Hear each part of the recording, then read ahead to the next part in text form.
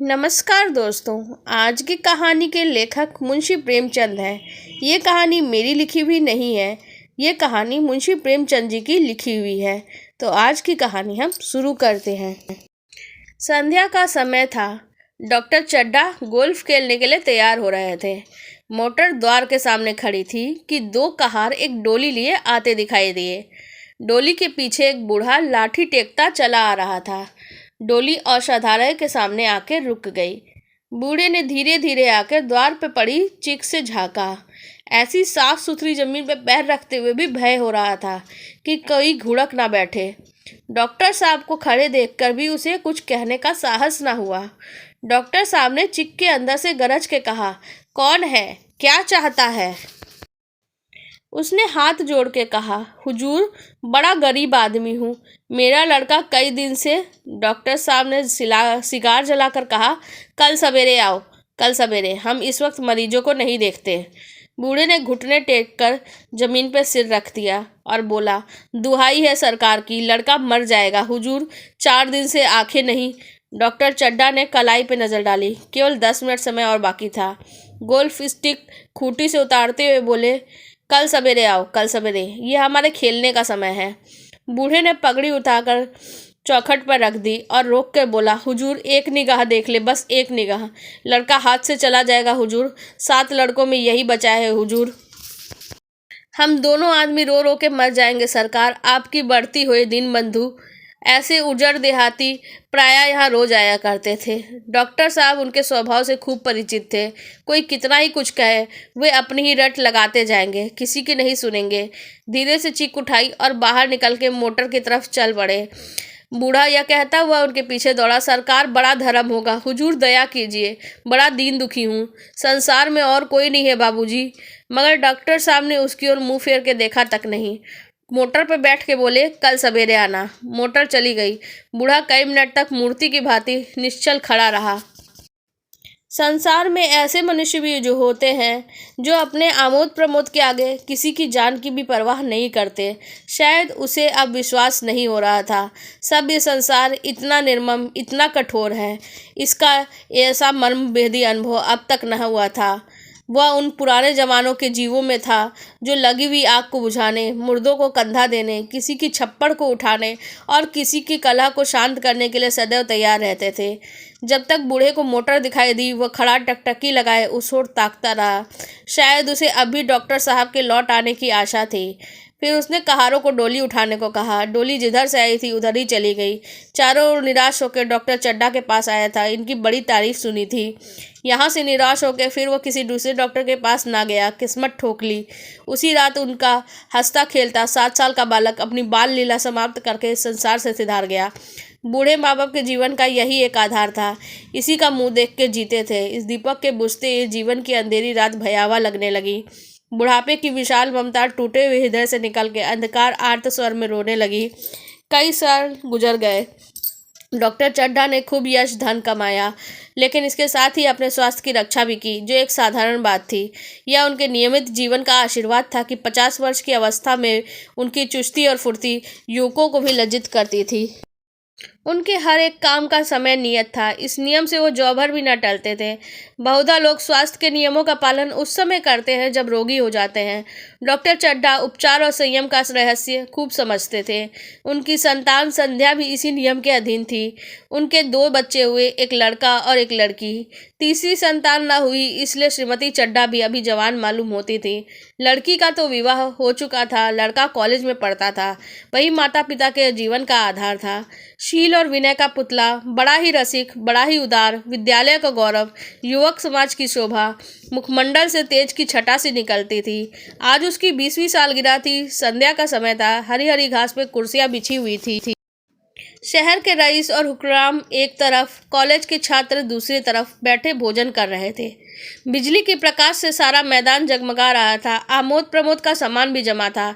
छोटा सा प्रहसन खेलने की तैयारी थी। प्रहसन स्वयं कैलाश नाथ ने रखा था, वही मुख्य एक्टर भी था। इस समय वह एक रेशमी कमीज पहने, नंगे सिर नंगे पांव इधर से उधर मित्रों की आवभगत में लगा हुआ था। कोई पुकारता, कैलाश जरा इधर आना, कोई उधर से बुलाता, कैलाश क्या उधर ही रहोगे। सभी उसे छेड़ते थे, चुहल करते थे। बेचारे को जरा दम मारने का अवकाश न मिलता था। सहसा एक रमणी उसके पास आके पूछा, क्यों कैलाश, तुम्हारे सांप कहाँ हैं? जरा मुझे तो दिखाओ। कैलाश ने उससे हाथ मिला के कहा, मृणालिनी, इस वक्त क्षमा करो, कल दिखा दूंगा। मृणालिनी ने आग्रह किया, जी नहीं, तुम्हें दिखाना पड़ेगा। मैं आज की नहीं मानने वाली, तुम रोज कल कल करते रहते हो। मृणालिनी और कैलाश दोनों सहपाठी थे, एक दूसरे के प्रेम में पड़े हुए। कैलाश को सांपों से पालने, खेलने और नचाने का शौक था।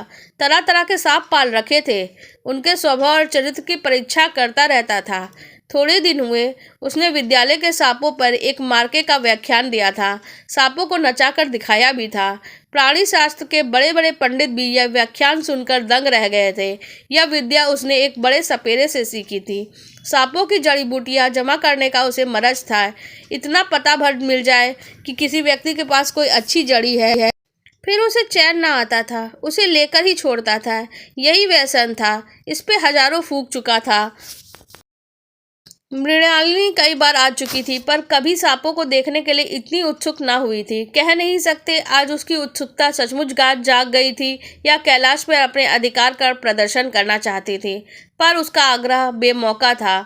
वो उस कोठरी में भीड़ लग जाएगी, भीड़ को देख के सांप कितने चौंकेंगे, रात के समय उन्हें छेड़ा जाना कितना बुरा होगा, इन बातों का जरा भी ध्यान ना आया। कैलाश ने कहा, नहीं, कल जरूर दिखा दूंगा। इस वक्त अच्छी तरह से दिखा भी ना सकूंगा, कमरे में तिल रखने को भी जगह ना मिलेगी।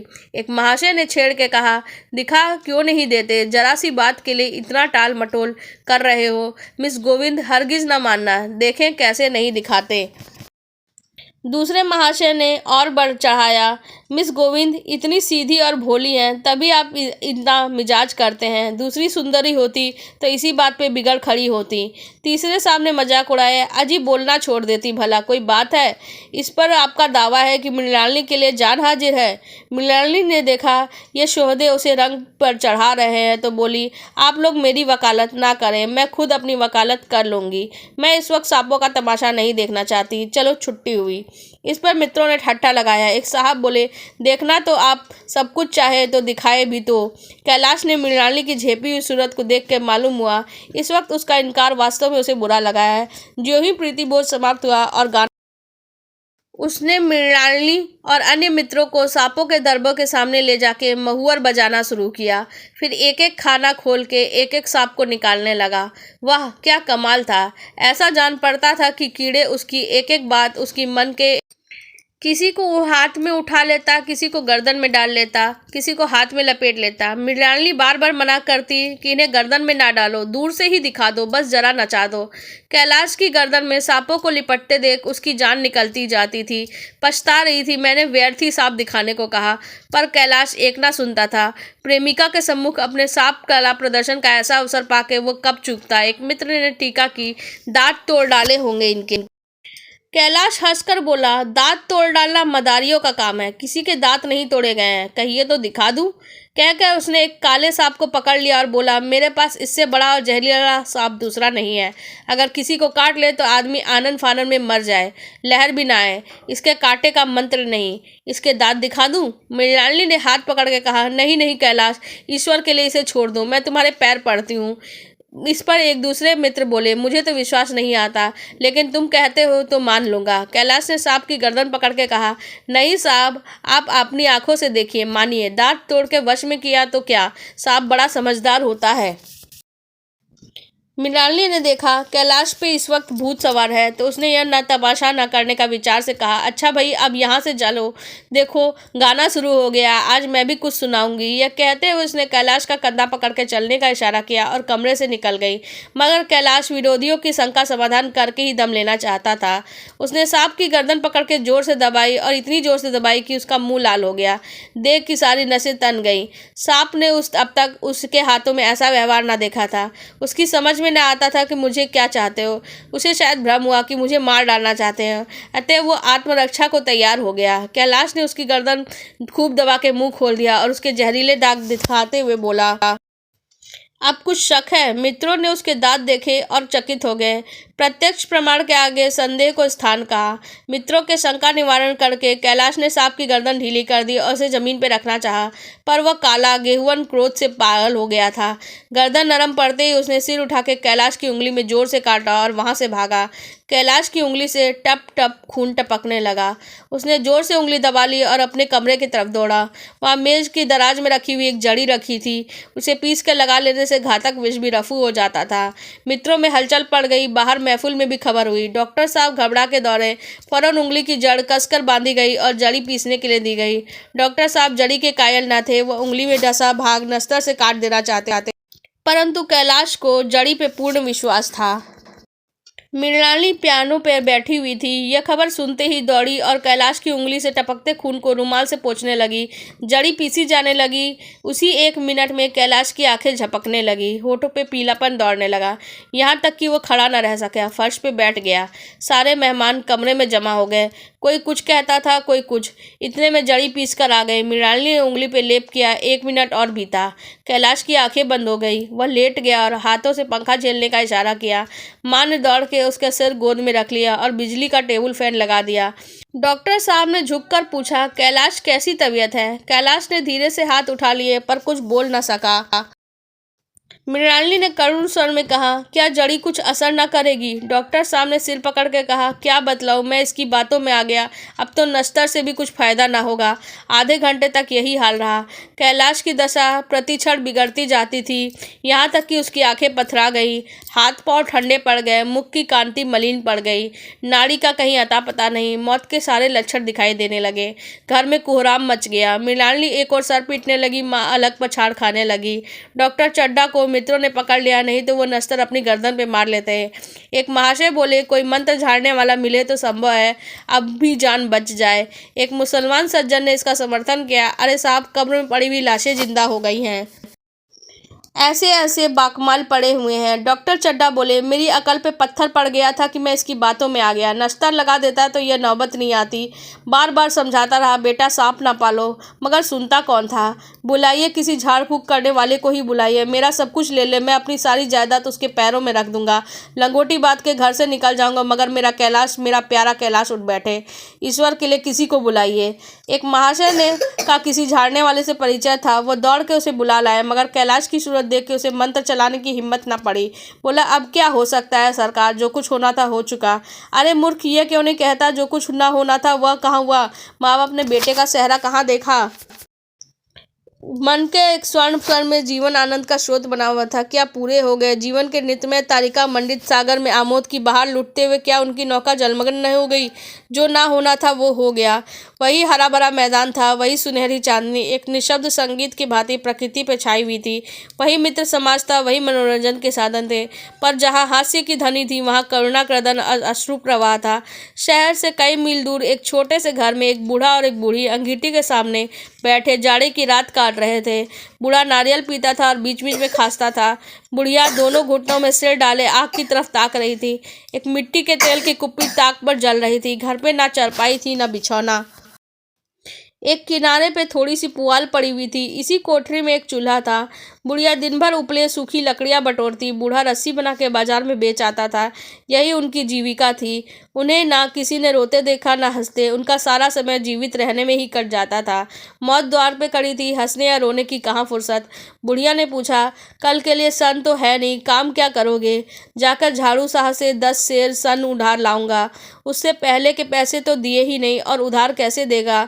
ना देगा ना सही, घास तो कहीं नहीं गई। दोपहर तक क्या 2 आने की भी नहीं काटूंगा। इतने में एक आदमी द्वार पे आवाज दी, भगत भगत, क्या सो गए? जरा किवाड़ खोलो। आकर कहा, कुछ सुना? डॉक्टर चड्ढा बाबू के लड़के को सांप ने काट लिया।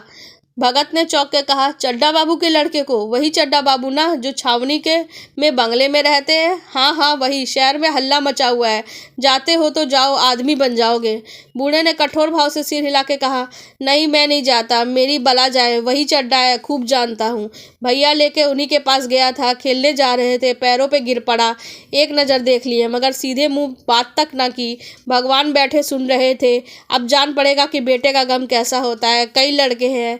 जी नहीं, यही एक लड़का था। सुना है सबने जवाब दे दिया है। भगवान बड़ा कारसाज है। उस बखत मेरी आंखों से आंसू निकल पड़े थे, पर उन्हें तनिक भी दया ना आई थी। मैं तो उनके द्वार पे होता तो कोई बात ना पूछता।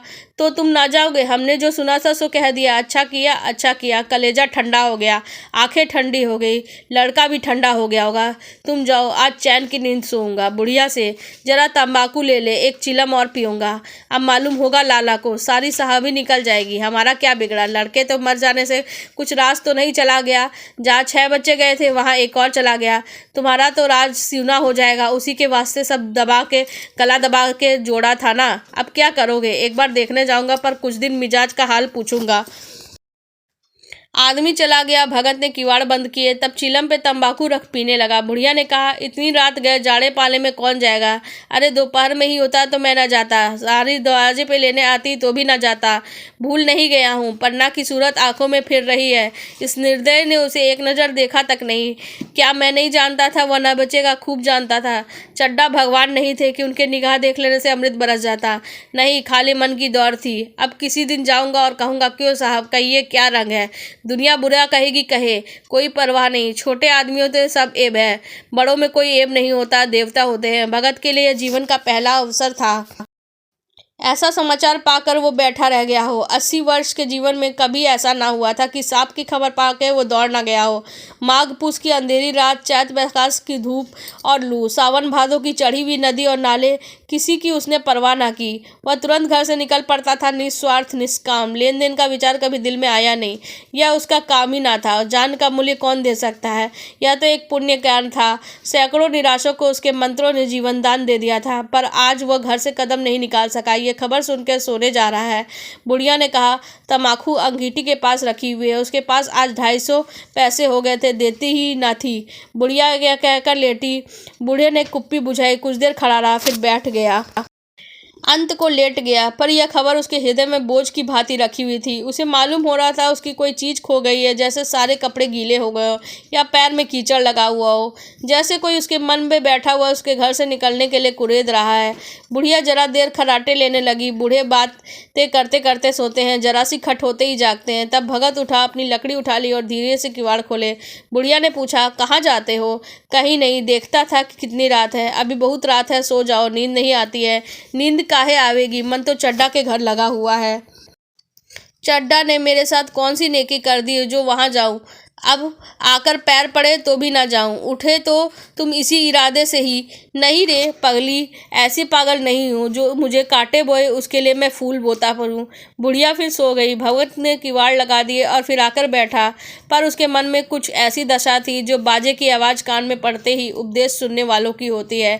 आंखें चाहे उपदेशक की हो, पर कान बाजे की ओर होते हैं। दिल भी भापे की ध्वनि गूंजते रहती है। शर्म के मारे जगह से नहीं उठता। निर्दयी प्रतिघात का भाव भगत के लिए उपदेशक था, पर हृदय उस अभागे युवक की तरह था जो इस समय मर रहा था, जिसके लिए एक एक पल विलंब घातक था। करता कही है, कहता कुछ है, जबान से निकलता कुछ है। वही हाल इस समय भगत का था। मन में प्रतिकार था, पर कर्म मन के अधीन न था। जिसने कभी तलवार न चलाई, वह इरादा करने पे भी तलवार नहीं चला सकता। उसके हाथ कांपते हैं, उठते ही नहीं। भगत लाठी खटखट करता लपका चला जा रहा था। चेतना रोकती थी, पर उपचेतना ठेलती थी। सेवक स्वामी पर हावी था। आधी रात निकल जाने के बाद सहसा भगत रुक गया। हिंसा ने क्रिया पे विजय पाई और यूं ही इतनी दूर चला आया। इस जाड़े पाले में मरने की मुझे क्या पड़ी थी? आराम से सोया क्यों नहीं? नींद ना आती ना सही, 2-4 भजन ही गाता। व्यर्थ इतनी दूर दौड़ा आया। चड्ढा का लड़का रहे ना मरे मेरी बला से। मेरे साथ ऐसा कौन सा सलूक किया था कि मैं उसके लिए मरूं? दुनिया में हजारों मरते हैं, हजारों जीते हैं। मुझे किसी के जीने मरने से क्या मतलब? मगर उपचेतन ने अब एक दूसरा रूप धारण किया जो हिंसा से बहुत कुछ मिलता जुलता था। वह झाड़ फूक करने नहीं जा रहा है, वह देखेगा कि लोग क्या कर रहे हैं। डॉक्टर साहब ने रोना पीटना देखेगा, वह किस तरह से सर पीटते हैं, किस तरह से पछाड़े खाते हैं। वो लोग विद्वान होते हैं, सबर कर जाते होंगे। हिंसा भाव तो यूँ धीरज देता हुआ फिर आगे बढ़ा। इतने में दो आदमी दिखाई दिए, दोनों बातें करते करते चले आ रहे थे। चड्ढा बाबू का घर उजड़ गया, वही तो एक लड़का था। भगत के कान में यह आवाज़ पड़ी, उसकी चाल और भी तेज हो गई। थकान के मारे पाँव न उठते थे, शिरोभाग इतना बड़ा था मानो मुंह के बल गिर पड़ेगा। इस तरह से कोई 10 मिनट चला होगा कि डॉक्टर साहब का बंगला नजर आया। रात बिजली की बत्तियां जल रही थी मगर सन्नाटा छाया हुआ था। रोने पीटने की आवाज़ भी ना आती थी। भगत का कलेजा धक धक करने लगा, कहीं मुझे देर तो नहीं हो गई। वह दौड़ने लगा, उसकी उम्र में इतना तेज न दौड़ा होगा। बस यही मालूम होता मानो उसके पीछे मौत दौड़ी आ रही है। 2 बज गए थे, मेहमान विदा हो गए। रोने वाले में केवल 2 आकाश के तारे रह गए थे और सभी रो रो के थक गए थे। बड़ी उत्सुकता के साथ लोग रह रह के आकाश की ओर देखते थे कि कहीं किसी तरह सुही हो और लाश गंगा की गोद में डाल दी जाए। सहसा भगत के द्वार में पहुंच के आवाज़ दी। डॉक्टर साहब समझे कोई मरीज आया होगा। किसी और दिन उन्होंने उस आदमी को दुत्कार दिया होता, पर आज बाहर निकल आए। देखा एक बूढ़ा आदमी खड़ा है, कमर झुकी हुई, पोपला मुंह, भौवें तक सफ़ेद हो गई थी। लकड़ी के सहारे काँप रहा था। बड़ी नम्रता से बोले, क्या है भाई, आज तो हमारे ऊपर ऐसी मुसीबत पड़ गई है कि कुछ कहते ही नहीं बनता। फिर कभी आना इधर, 1 महीना तो शायद मैं किसी मरीज को भी ना देख सकूँगा। भगत ने कहा, सुन चुका हूँ बाबूजी, इसलिए आया हूँ। भैया कहाँ है, जरा मुझे दिखा दीजिए। भगवान बड़ा कारसाज है, मुर्दे को भी जिला सकता है। कौन जाने अब भी उसे दया आ जाए। चड्ढा ने व्यथित स्वर में कहा, चलो देख लो। मगर 3-4 घंटे हो गए थे, जो कुछ होना था हो चुका। बहुतेरे झाड़े फूकने वाले देख देख कर चले गए। डॉक्टर साहब को आशा तो क्या होती, हाँ बूढ़े पे दया आ गई, इसलिए अंदर चले गए। भगत ने लाश को 1 मिनट तक देखा, तब मुस्कुरा के बोला, अभी कुछ नहीं बिगड़ा है बाबूजी। या नारायण चाहेंगे तो आध घंटे में भैया उठ बैठेंगे। आप नाहक दिल छोटा कर रहे हो। जरा कहारों से कहिए पानी तो भरे। कहारों ने पानी भर भर के कैलाश को नहलाना शुरू किया। पाइप बंद हो गया था। कहारों की संख्या अधिक न थी, इसलिए मेहमानों के अहाते के बाहर कुएं से पानी भर भर कर कहारों को दिया। मृणालिनी कलसा लिए पानी ला रही थी। बूढ़ा भगत खड़ा मुस्कुरा मुस्कुरा के मंत्र पढ़ रहा था, मानो विजय उसके सामने खड़ी है। जब एक बार मंत्र समाप्त हो जाता, वह एक जड़ी कैलाश के सर पे डाले गए और न जाने कितनी बार भगत ने मंत्र फूका। आखिर एक उषा ने अपनी लाल लाल आंखें खोली तो कैलाश की भी लाल लाल आंखें खुल गई। एक क्षण में उसने अंगड़ाई ली और पानी पीने को मांगा। डॉक्टर चड्ढा दौड़ के नारायणी को गले लगा लिया। नारायणी दौड़ के भगत के पैरों में गिर पड़ी और मृणालिनी कैलाश के सामने आंखों में आंसू भरे पूछने लगी, अब कैसी तबीयत है। एक क्षण में चारों तरफ खबर फैल गई। मित्रगण मुबारकबाद देने आने लगे। डॉक्टर साहब बड़े श्रद्धा भाव से एक एक सामने भगत के यश गाते फिरते थे। सभी लोग भगत के दर्शनों के लिए उत्सुक होते थे, मगर अंदर जाके देखा तो भगत का कहीं पता ना था। नौकरों ने देखा, अभी तो नहीं, यही बैठे चिलम पी रहे थे। हम लोग तम्बाकू देने लगे तो नहीं ली, अपने पास से तम्बाकू निकाल कर भरी। यहाँ तक भगत के चारों ओर तलाश होने लगी। भगत लपका हुआ घर चला जा रहा था। बुढ़िया उठने को से पहले पहुंच जाऊं। जब मेहमान लोग चले गए तो डॉक्टर साहब ने नारायणी से कहा, बुड्ढा ना जाने कहाँ चला गया, एक चिलम तम्बाकू का भी रवादार ना हुआ। नारायणी, मैंने तो सोचा था इससे कोई बड़ी रकम दूंगी। चड्ढा, रात को भी मैंने नहीं पहचाना, जरा साफ हो जाने पे पहचान गया। एक बार यह एक मरीज लेकर आया था। मुझे अब याद आता है कि मैं खेलने जा रहा था और मरीज को देखने से इनकार कर दिया। आज उस दिन की बात याद करके मुझे जितनी ग्लानि हो रही है उसे प्रकट नहीं कर सकता। अब मैं उसे खोज निकालूंगा, उसके पैरों पर गिर के अपना अपराध क्षमा कराऊंगा। वह कुछ लेगा नहीं, ये जानता हूँ। उसका जन्म यश की वर्षा करने के लिए ही हुआ है। उसकी सज्जनता ने मुझे ऐसा आदर्श दिखा दिया है जो अब मैं जीवन पर्यंत उसके सामने रहेगा। ये कहानी मुंशी प्रेमचंद जी की कहानी मंत्र है। आपको हमारे मुंह से ये कहानी सुन के कैसा लगा, कमेंट सेक्शन में ज़रूर बताइएगा।